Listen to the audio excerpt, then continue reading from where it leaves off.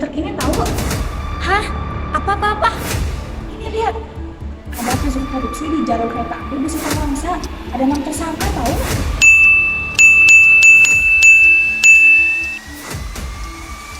Waduh, korupsi. Korupsi.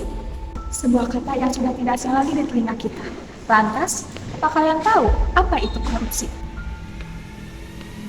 Membunuh.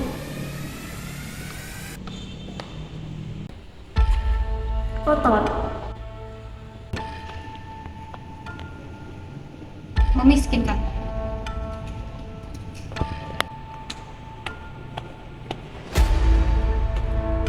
Rakus. Betul sekali. Korupsi dapat melibatkan diri sendiri, bahkan banyak orang.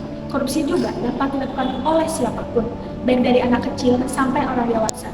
Korupsi juga dapat dilakukan oleh orang yang tidak sekolah, bahkan sampai orang yang memiliki gelar panjang banget. Dengan kata lain, korupsi merupakan tindakan kejahatan luar biasa yang mana dapat mengakibatkan dampak kerugian bagi kita. Korupsi memiliki dampak masif terhadap berbagai aspek masyarakat, termasuk ekonomi, sosial, dan politik.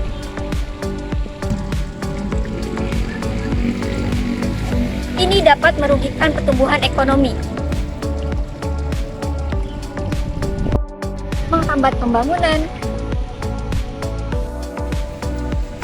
memperburuk kesetaraan, dan merusak kepercayaan publik kepada pemerintah. Korupsi juga dapat menciptakan lingkungan bisnis yang tidak sehat dan menghambat investasi asing.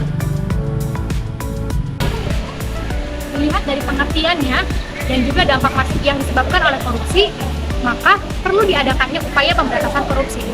Namun, siapa yang harus bertanggung jawab? Pemerintah, masyarakat, atau siapa?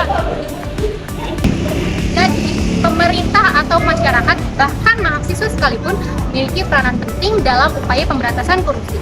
Yuk, kita bahas dari poin pertama. Yang pertama adalah dari sisi pemerintahan.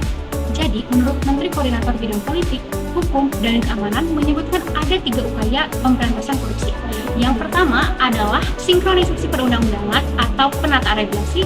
Yang kedua adalah pembinaan SDM, dan yang ketiga adalah digitalisasi pemerintahan.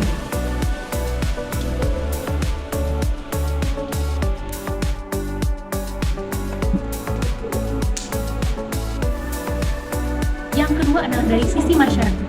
Jadi, selain dari sisi pemerintah, sisi masyarakat juga memiliki peran penting untuk memberantas korupsi. Yang pertama adalah sebagai whistleblowing atau pelapor internal. Yang kedua adalah mengikuti gerakan anti korupsi dan juga kampanye sosial. Serta yang ketiga adalah penggunaan teknologi untuk transparansi.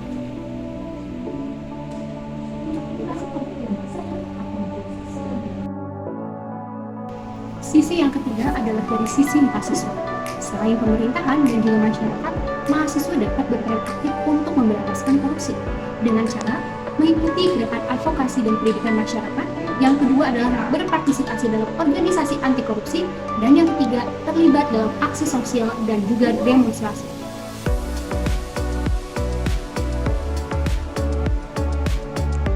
Ayo jaga dan awasi kekayaan.